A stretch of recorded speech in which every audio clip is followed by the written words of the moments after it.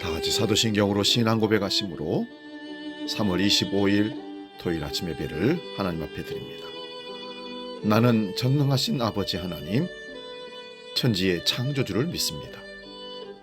나는 그의 유일하신 아들, 우리 주 예수 그리스도를 믿습니다. 그는 성령으로 잉태되어 동정녀 마리아에게서 나시고 본디오 빌라도에게 고난을 받아 십자가에 못 박혀 죽으시고 장사된 지 사흘 만에 죽은 자 가운데서 다시 살아나셨으며 하늘에 오르시어 전능하신 아버지 하나님 우편에 앉아 계시다가 거기로부터 살아있는 자와 죽은 자를 심판하러 오십니다. 나는 성령을 믿으며 거룩한 공교회와 성도의 교제와 죄를 용서받는 것과 몸의 부활과 영생을 믿습니다. 아멘.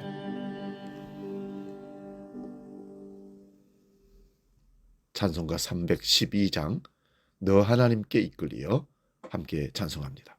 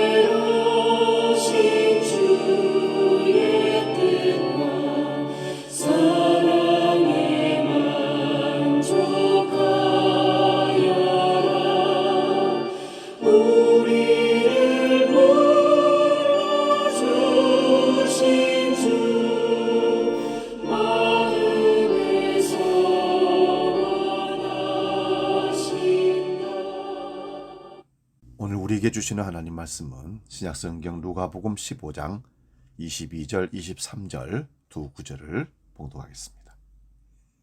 신약성경 122면에 있습니다. 누가복음 15장 22절 23절 봉독할 때 살아계신 주님의 음성을 들을 수 있기 바랍니다. 지금 봉독합니다. 아버지는 종들에게 이르되 제일 좋은 옷을 내어다가 입히고 손에 가락지를 끼우고 발에 신을 신기라. 그리고 살진 송아지를 끌고 와서 잡으라. 우리가 먹고 즐기자. 아멘. 오늘 봉독한 말씀으로 신어야 할 신, 이런 제목으로 말씀의 은혜를 나눕니다. 신은 길을 가는 나그네에게는 없어서는 안 될 필수품입니다. 그리고 신은 길과 용도에 따라 다릅니다. 논에 일할 때 신는 신을 우리는 장화라고 합니다. 산을 오를 때 신는 신은 등산화라고 합니다. 실내에서 신는 신은 실내화라고 하고, 군인들이 훈련하고 전쟁할 때 신는 신발을 우리는 전투화라고 하듯이 신은 용도에 따라서 갈아 신어야 합니다. 오늘 본문을 보면 재산을 탕진하고 돌아온 탕자 아들을 위해서 아버지는 제일 좋은 옷을 입혀주고 가락지를 끼워주며 신을 신겨주어라고 했습니다. 여기서 신을 신겨준 의미는 무엇일까요? 신은 발을 보호하는 중요한 물품이고 신과 발은 뗄래야 뗄 수 없는 관계입니다. 사람이 사는 동안 신은 필요하지만 그렇다고 늘 신고만 있는 것은 아닙니다. 때로는 신을 벗을 때도 있는 것입니다. 방에 들어갈 때, 잠잘 때, 발을 씻거나 목욕할 때 신을 벗는 것입니다. 영적 의미로 생각할 때에도 신은 벗어야 할 때가 있고 신어야 할 때가 있습니다. 먼저 벗어야 할 신에 대한 말씀들을 생각해 보겠습니다. 출애굽기 3장 5절에 보면 하나님께서 모세를 부르셔서 사명을 주실 때 떨기나무 불꽃 가운데서 말씀하시기를 이리로 가까이 하지 말라. 너의 선 곳은 거룩한 곳이니 네 발에서 신을 벗으라고 했습니다. 그리고 여호수아서 5장 15절에 보면 하나님께서 여리고성 정복을 앞둔 여호수아에게 내 발에 신을 벗으라. 네가 선 곳은 거룩한 곳이니라고 말씀하셨습니다. 여기서 우리는 하나님의 거룩하신 임재 앞에서 누추한 신발을 벗어야 함을 알 수 있습니다. 누추한 신발은 어떤 신발입니까? 불순종과 거역의 신발입니다. 로마서 10장 3절 말씀 봅니다.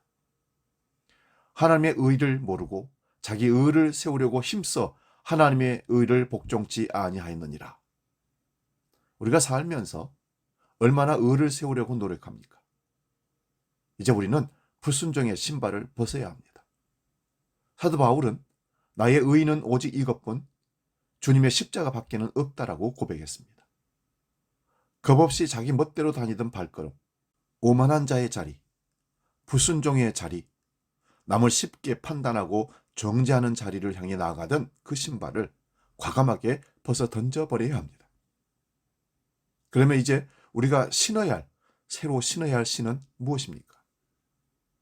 아버지께서는 아들에게 새 신을 신겨 주었습니다. 새 신의 의미는 종의 신분이 아들의 신분으로 바뀐 것을 말하는 겁니다. 다시 말하면 탕자가 집에 돌아올 때 나는 아들이 아니라 품꾼의 하나 종으로 써달라고 아버지께 나아왔다는 사실입니다. 그런데 아버지는 종으로 다가온 그 아들에게 아들의 신분을 상승시켜주면서 너는 종이 아니라 아들이다. 이런 표시로 새 신을 그에게 신겨 주었던 것입니다. 갈라디아서 4장 7절에 그러므로 내가 이후로는 종이 아니요 아들이니 아들이면 하나님으로 말미암아 유업을 이을 자니라 말씀합니다. 탕자가 자신을 품꾼의 하나로 여겨달라는 심정으로 돌아왔으나 아버지는 이 내 아들은 죽었다가 다시 살아났으며 내가 잃었다가 다시 얻었노라 하며 기뻐했습니다. 이제는 죄의 종이었던 자가 의의 종이 됨을 선언한 것입니다. 로마서 6장 17절 18절을 보겠습니다. 하나님께 감사하리로다. 너희가 본래 죄의 종이더니 너희에게 전하여 준 바 교훈의 본을 마음으로 순종하여 죄에게서 해방되어 의에게 종이 되었느니라. 새 신을 심음은 새 사람이 된 것입니다. 새로운 존재가 됨을 선포하는 것입니다. 의의 사람은 하나님 주시는 평안을 누리게 됩니다. 그래서 사도 바울은 에베소 6장 15절에서 평안의 복음에 예비한 것으로 신을 신으라고 말씀했습니다. 나아가 이 말씀은 새 신을 신고 새 역사를 창출해 나아가라는 사명이기도 합니다.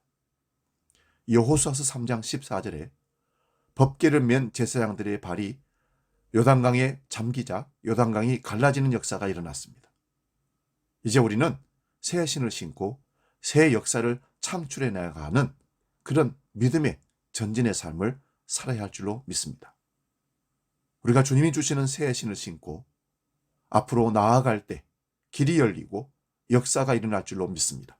그러할 때 우리 하나님은 우리의 출입을 지금부터 영원까지 지켜주신다고 시편 121편 6절에 말씀합니다. 사랑하는 여러분, 여러분이 신어야 할 새 신은 어떤 신입니까? 그리고 벗어 던져야 할 신은 어떤 신입니까? 잘 구별하셔서 신을 때 신고 벗을 때 벗는 믿음의 거룩한 삶의 순종함으로 더 많이 쓰임받는 주님의 사명자들 되시기를 다시 한번 축원드립니다. 기도하겠습니다. 거룩하신 아버지 하나님, 사순절 넷째 주를 지나가면서 우리가 주님 앞에 다시 우리 신앙의 삶을 점검해 보기를 원합니다. 모세에게 신을 벗으라 하셨던 주님, 여호수아에게 신을 벗으라 했던 주님, 오늘 탕자를 통해서 다시 신을 신겨주시는 주님을 바라보면서 우리가 사명을 받을 때는 신발을 벗고 주님의 사명에 순종함으로 거룩한 사명을 감당하는 사람이 될 거고, 우리가 하나님 앞에 범죄하고 회개하고 주 앞에 돌아왔을 때는 종의 신발이 아니라 아들의 신분으로 신발을 신게 해주심으로 우리에게 다시 사명을 준다는 사실을 깨닫습니다.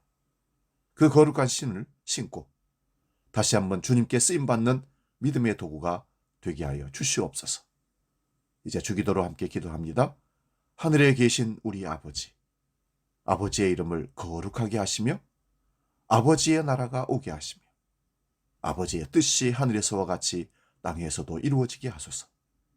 오늘 우리에게 일용할 양식을 주시고 우리가 우리에게 잘못한 사람을 용서하여 준 것 같이 우리 죄를 용서하여 주시고 우리를 시험에 빠지지 않게 하시고 악에서 구하소서. 나라와 권능과 영광이 영원히 아버지의 것입니다. 아멘.